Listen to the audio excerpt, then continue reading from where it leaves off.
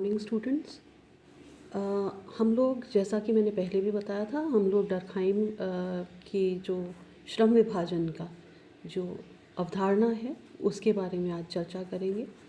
Durkheim ने 1893 में अपनी डॉक्टोरल थीसिस में the division of labour in society ये लिखा था और उसे पब्लिश किया था। और इसके माध्यम से उन्होंने ये पहला उनका ये जो प्रयास था जिसको आगे विकसित करके उन्होंने अपना पद्धति शास्त्र विकसित किया और साथ ही साथ उन्होंने अन्य जितनी भी अवधारणाएं हैं वो इसके पर आधारित रखी। ये जो division of labour in society है ये 5 खंडों में ये पुस्तक है और इसमें 17 अध्याय हैं जिसमें इन्होंने श्रम विभाजन के बारे में बताया है। श्रम विभाजन की जो अवधारणा है वो उसका सभ्यता और संस्कृति पर क्या असर पड़ा और साथ ही साथ श्रम विभाजन के प्रकार किस किस तरह के प्रकार होते हैं और श्रम विभाजन का समाज के लिए प्रकार्यात्मक महत्व क्या है। तो श्रम विभाजन जो है डर्कहाइम ने ये प्रकार्यात्मक दृष्टिकोण से, मतलब फंक्शनलिस्ट उस ये नज़रिए से इसे समझने की कोशिश करी। 1933 में इस किताब का अंग्रेज़ी में अनुवाद हुआ था और ये सामान्य जीवन के तथ्यों का वैज्ञानिक विधि द्वारा विश्लेषण का एक प्रयास था। इसमें इनकी प्रेरणा जो थी वो एडम स्मिथ के विचारों से आई थी और एडम स्मिथ ने, क्योंकि श्रम विभाजन पे पहले ही लिखा हुआ था, उन्होंने श्रम विभाजन पर अपने विचार प्रस्तुत किए थे और एडम स्मिथ का मानना था कि श्रम विभाजन को आर्थिक घटना के रूप में देखना चाहिए और इसके 2 प्रमुख परिणाम यानी कि उत्पादन में वृद्धि और वस्तुओं की श्रेणी में श्रेष्ठता, इसके बारे में उन्होंने चर्चा करी थी। डर्कहाइम ने श्रम विभाजन को केवल आर्थिक दृष्टिकोण से नहीं देखा बल्कि एक सामाजिक तथ्य के रूप में समझने की कोशिश करी। इसके प्रमुख सामाजिक परिणाम क्या हैं, समाज में ये किस प्रकार से एकता संश्लिष्टता बनाए रखता है, सामाजिक एकता बनाए रखता है, उस पर बल दिया। एक विषय के विकास से किस तरह अन्य विषय भी प्रभावित होते हैं, इससे और यांत्रिक और सावयवी जो संश्लिष्टता है या यांत्रिक और सावयवी एकता वो समाज में किस तरह से पनपती है, उसका निर्माण किस तरह से होता है और वो समाज को एकजुटता बनाए रखने में किस तरह से योगदान देती है। डर्कहाइम की जो विचारधारा थी वो विकासवादी विचारधारा थी और समाजशास्त्र का वो मानते थे कि समाजशास्त्र का उद्देश्य समाज का सुधार करना नहीं है बल्कि उसकी नैतिकता के बारे में समझना है। वो नैतिकता को भी वैज्ञानिक आधार पर समझने के पक्ष में थे। नैतिकता जो है, जब हम सभ्यता का विकास की बात करते हैं तो सभ्यता का विकास पहले चरण में आर्थिक स्तर पर होता है, दूसरे चरण में कलात्मक स्तर पर होता है और तीसरे चरण में वैज्ञानिक स्तर पर होता है। और वैज्ञानिक स्तर पर ये जो विकास है ये नैतिकता से जुड़ा हुआ है और नैतिकता को वैज्ञानिक आधार पर समझने की वो उन्होंने प्रयास किया था। उन्होंने इस किताब में श्रम विभाजन के कारण और प्रकारों को समझाया, श्रम विभाजन के असामान्य स्वरूपों का वर्णन किया और बलपूर्वक लादा हुआ श्रम विभाजन या आदर्श विहीन श्रम विभाजन क्या है इसके बारे में भी चर्चा करी। उन्होंने 2 प्रकार के समाजों के बारे में बात करी है और उसमें सामाजिक एकता के नियम खोजने की बात करी है। पहला है औद्योगिक पूर्व समाज जिसमें श्रम विभाजन का अभाव होता है और दूसरा है औद्योगिक समाज जिसमें उन्नत प्रकार का श्रम विभाजन होता है। जैसा कि हम जानते हैं आजकल के समाज में श्रम विभाजन जो है वो बहुत ही ज़्यादा विकसित है। किसी भी आप अभी भी हम देखें कि कोई भी काम जो है समाज में सभी समाज के विभिन्न अंग एक दूसरे पर आश्रित हैं। हमारी चिकित्सा पद्धति हमारी शिक्षा पद्धति पर आधारित है, पर आश्रित है। इसी तरह से हमारी शिक्षा पद्धति हमारे राजनीतिक व्यवस्था पर आधारित है, और राजनीतिक व्यवस्था आर्थिक व्यवस्था पर आश्रित है। तो ये जो अन्योन्य आश्रितता जो अब देखने को मिलती है, औद्योगिक समाजों में देखने को मिलती है, इसमें श्रम विभाजन का विकास होना और विशिष्टीकरण का विकास होना पाया गया है। हालांकि जब हम बात करें श्रम विभाजन का अर्थ के बारे में बात करें, तो श्रम विभाजन एक नई एक व्यवस्था नहीं है। श्रम विभाजन हर काल में हमें देखने को मिलता है।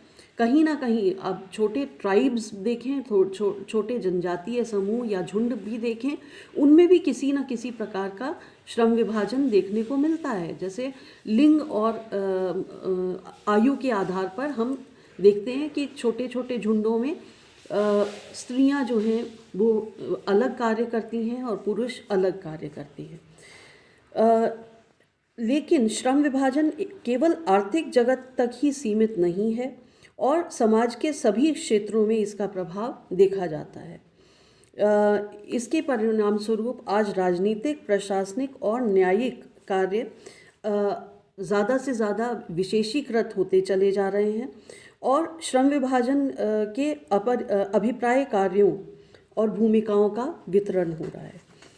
जैसे जैसे श्रम विभाजन बढ़ता जाता है, कार्यों में विशेषीकरण आता जाता है।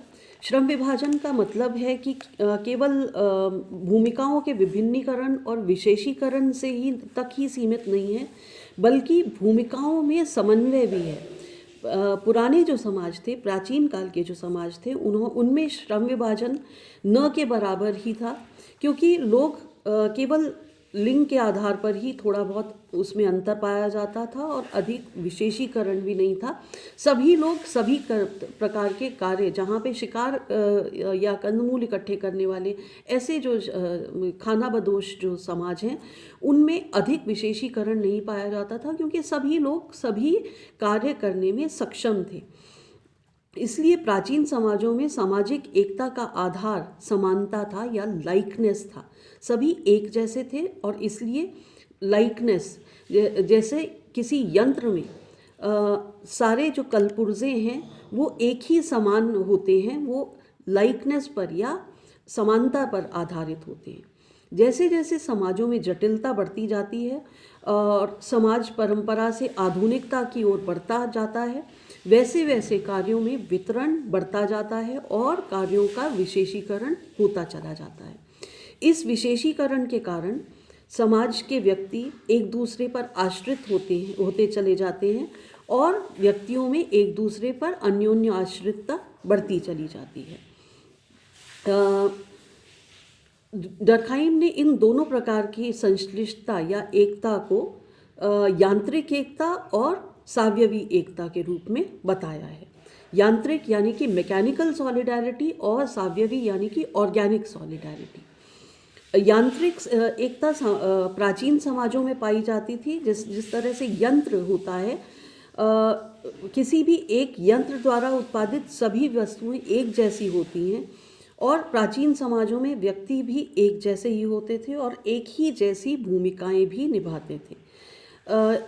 सावयवी एकता, सावयव यानी कि ऑर्गेनिज्म, जो जीव है, जैविकीय एकता या सावयवी एकता जो है, उसका मतलब है कि श्रम विभाजन के कारण अन्योन्य आश्रितता द्वारा पाई जाने वाली एकता या आधुनिक समाजों में पाई जाने वाली एकता। जिस तरह से सावयव या किसी शरीर की बात करें, जीव की बात करें, जीव में बहुत विभिन्न तरह के अंग होते हैं, वो अपना अपना विशिष्टीकृत कार्य करते हैं। हमारा दिल अलग कार्य करता है, हमारी पाचन व्यवस्था जो है वो अलग कार्य करती है, स्नायु तंत्र अलग कार्य करता है, पर वो जब साथ मिलके कार्य करते हैं तो जीव को स्वस्थ रखने में वो अपना योगदान देते हैं। इसी तरह से समाज को भी स्वस्थ रखने में सावयवी एकता जो है वो योगदान देती है।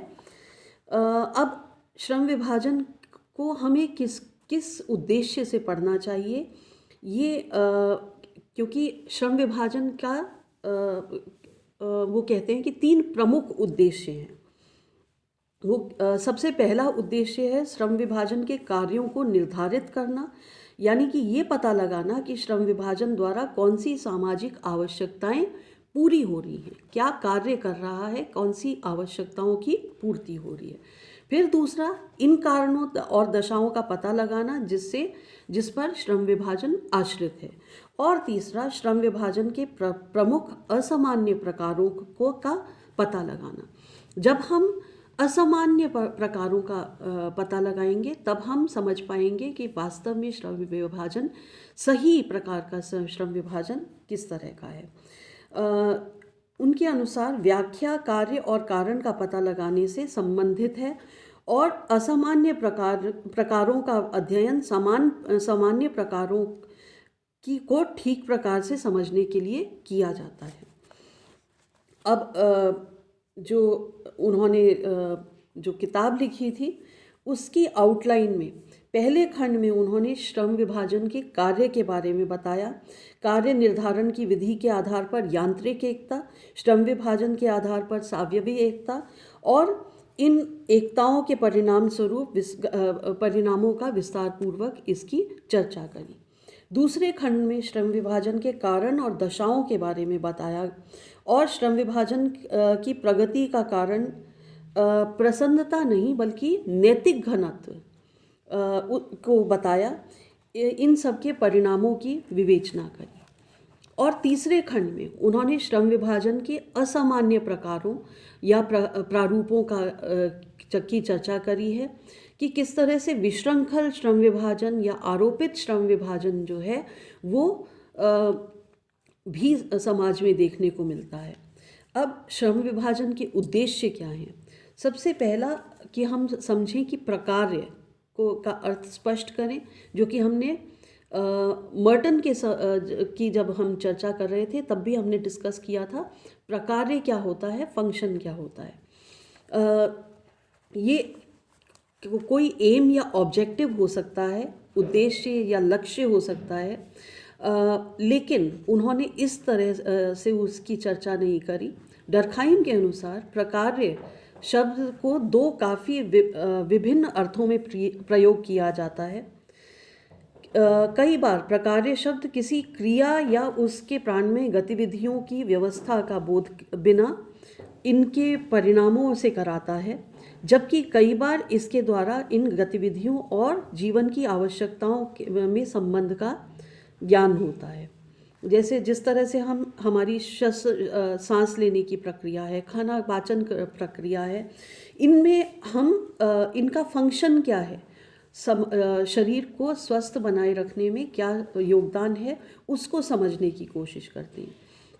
तो इसी तरह से समाज में भी श्रम विभाजन का कार्य सभ्यता का निर्माण करना नहीं है, बल्कि मुख्य रूप से समूहों और व्यक्तियों को एक सूत्र में बांधकर समाज में एकता लाने का है। और समूहों और व्यक्तियों में ये एकता श्रम विभाजन के बिना नहीं आ सकती है। डर्खाइम सामाजिक एकता के 2 प्रकार बताते हैं, एक तो यांत्रिक एकता और दूसरा सावयवी एकता। प्राचीन समाजों में श्रम विभाजन न के बराबर था, केवल लिंग और आयु के आधार पर था और थोड़ा बहुत श्रम विभाजन देखने को मिलता था। और इस तरह की एकता को डर्खाइम यांत्रिक एकता कहते हैं। आधुनिक समाजों में कार्यों का वितरण अधिक पाया जाता है, विशेषीकरण अधिक पाया जाता है। इस विभिन्नीकरण और विशेषीकरण के कारण समाज की विभिन्न इकाइयों में अंतर संबंध और अंतर्निर्भरता अत्यधिक बढ़ जाती है। इन कार्यों में समन्वय होने के कारण सावयवी एकता बढ़ती है और श्रम विभाजन समाज की एक अत्यंत अनिवार्य आवश्यकता के रूप में पूरा करता है और समाज में एकता लाने में सहायता देता है। कल हम इसके बारे में आगे चर्चा करेंगे। धन्यवाद।